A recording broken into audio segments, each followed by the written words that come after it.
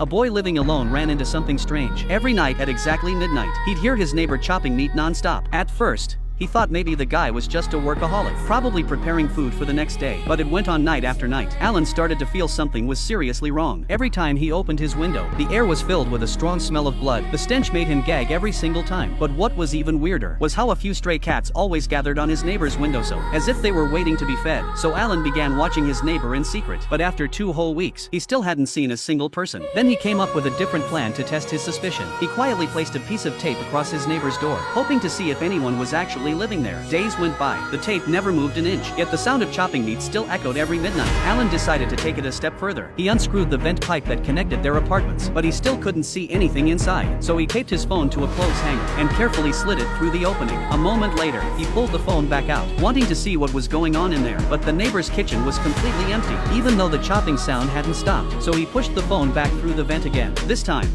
he dropped a coin to make some noise to see if anyone would react. A few minutes later, he retrieved the phone, and what he saw nearly froze his blood. The camera had caught a familiar figure, someone he recognized instantly. When he zoomed in, his whole body went stiff. It was the tenant from Unit 3. But why was he inside Unit 2? Determined to find out, Alan grabbed a metal rod for protection and stepped into the hallway. He walked up to Unit 3 and knocked hard on the door. Moments later, the door opened. The man from the video stood there, smiling, and asked if Alan needed something. Alan made up a quick excuse, said he wanted to borrow a hammer. As soon as the man turned to get it, but Alan suddenly said he didn't need it anymore. Alan bolted back to his apartment. He ran straight to the vent, pulled out his phone, and watched the footage again. This time he saw it clearly. The man had entered Unit 2 through a wardrobe. Alan slowly turned his head toward his own closet. He walked closer, knocked on the wall behind it, and heard a hollow echo. There was a space back there. Could it be that the man from Unit 3 could pass through his room too? A chill ran through Alan's body, and terror completely took over him.